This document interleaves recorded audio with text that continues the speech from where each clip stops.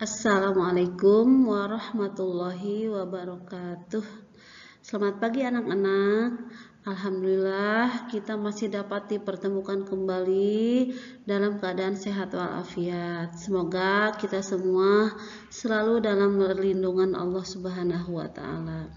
Bertemu kembali di materi pembelajaran bahasa Indonesia di tema 2. Nah, di tema 2 ini kita akan membahas mengenai bagaimana cara memaparkan informasi penting tentang teks sejarah melalui peta pikiran. Ya, kita lihat terlebih dahulu apa itu peta pikiran. Peta pikiran atau mind mapping adalah cara mencatat yang kreatif, efektif dalam memetakan pikiran. Ya, fungsinya untuk apa kita menggunakan peta pikiran ini? Supaya lebih mudah memahami suatu teks, supaya lebih cepat memahami sebuah teks, maka kita gunakan peta pikiran atau mind mapping ini. Itu fungsi dari mind mapping. Nah, kemudian bagaimana cara kita membuat peta pikiran atau mind mapping ini? Nah, sebelumnya kita siapkan terlebih dahulu sebuah kertas kosong tak bergaris, ya, pena dan pensil warna, otak serta imajinasi kita, ya, karena dalam membuat peta pikiran ini kita lebih banyak menggunakan imajinasi, ya. Nah, kemudian langkah yang pertama dimulai dari bagian tengah. Kita buat terlebih dahulu bagian tengah kertas kosong yang sisi panjangnya diletakkan mendatar atau landscape, ya. Karena apabila dimulai dari tengah akan memberi kebebasan kepada otak untuk menyebar ke segala arah dan untuk mengungkapkan dirinya secara lebih bebas dan alami, ya, itu. Jadi kita gambar mulai dari bagian tengah kertas, ya.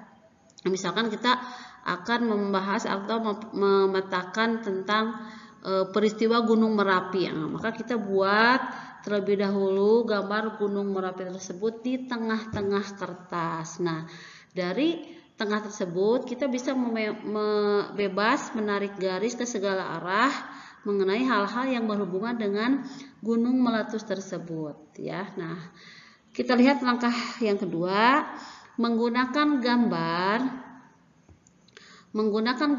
atau foto untuk sentral, karena sebuah gambar atau foto akan mempunyai 1000 kata yang membantu otak dalam menggunakan imajinasi yang akan diungkapkan. Sebuah gambar sentral akan lebih menarik, membuat otak tetap terfokus, membantu otak berkonsentrasi dan mengaktifkan otak. Ya, jadi kita buat gambarnya terlebih dahulu di tengah-tengah kertas tersebut.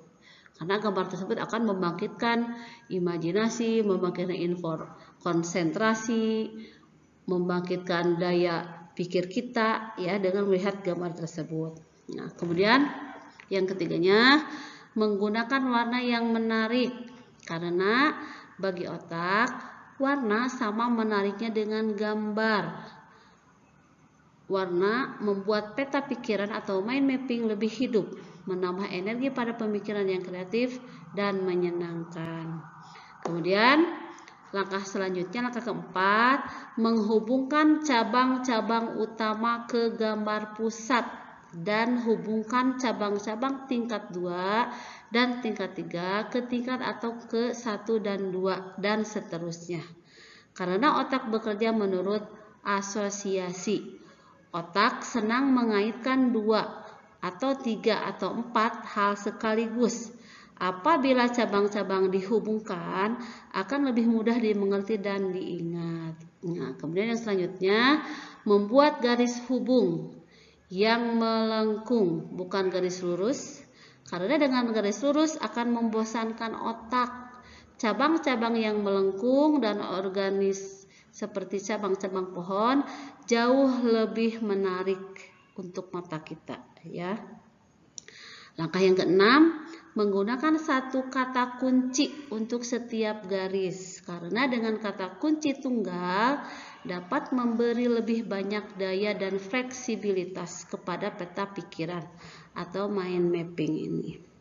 Dan langkah selanjutnya yang terakhir, menggunakan gambar, karena seperti gambar sentral, setiap gambar bermakna 1000 kata. Nah, berikut Ibu akan perlihatkan contoh dari mind mapping tersebut ya. Nah, ini nih Pangeran Diponegoro ya. Nah, kita buat gambarnya terlebih dahulu di tengah-tengah, yang kita letakkan di tengah-tengah kertas. Kemudian kita ambil cabang-cabangnya, buat cabang-cabangnya, dan sebaiknya cabang-cabangnya itu tidak berbentuk garis lurus, karena garis lurus akan membosankan untuk otak kita ya. Nah, cabang yang pertama ini nih, perilaku yang pantas ditiru dari Pangeran Diponegoro, berani dan pantang menyerah. Nah, kemudian kata asalnya dari mana nih Pangeran Diponegoro ini? Kota asal Pangeran Diponegoro adalah Yogyakarta. Kemudian perjuangan yang dilakukan oleh Pangeran Diponegoro yaitu perang melawan penjajah. Dan yang terakhir, harusnya ini yang pertama ya, nama dari tokoh ini adalah Pangeran Diponegoro. Ini cabang-cabang dari peta pikiran ini itu bisa lebih banyak dari ini ya, sesuai dengan pemahaman, sesuai dengan teks yang kita baca nantinya ya. Nah, mudah-mudahan kalian bisa memahami apa yang Ibu sampaikan ya. Itu selanjutnya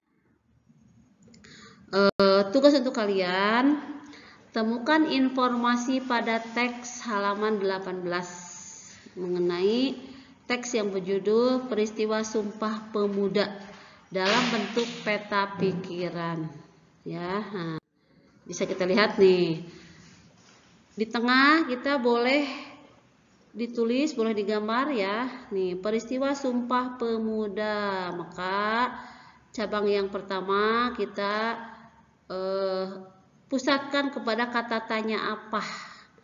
Apa itu Sumpah Pemuda? Nah, langsung dijawab ya. Sumpah Pemuda merupakan ikrar kebangkitan semangat para pemuda. Kemudian buat pertanyaan dari kata di mana. Nah, kalian baca terlebih dahulu teksnya di halaman 18, kemudian kalian isi di mana Sumpah Pemuda ini dicetuskan.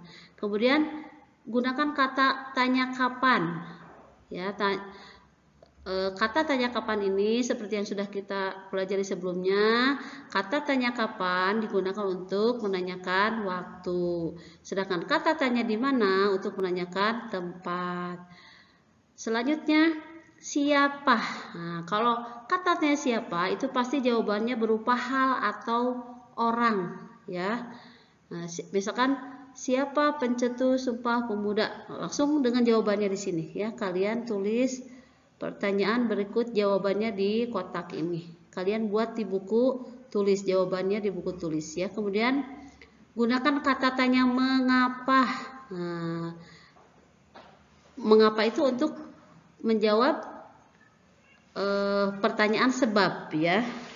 Jadi misalkan mengapa Sumpah Pemuda itu terjadi, maka dijawab bla bla bla sesuai dengan jawabannya, sesuai dengan teks yang kalian baca sebelumnya. Dan yang terakhir, bagaimana? Misalkan kita membuat kalimat tanya, bagaimana Sumpah Pemuda tersebut bisa terjadi? Nah, bagaimana itu untuk menanyakan cara ya. Paham sampai di sini? Mudah-mudahan kalian bisa memahaminya, kemudian bisa mengisi dan mengerjakan tugas yang Ibu berikan hari ini. Kita tutup dengan doa akhir majelis. Subhanakallahumma wa bihamdika asyhadu alla ilaha illa anta astaghfiruka wa atubu ilaih. Assalamualaikum warahmatullahi wabarakatuh.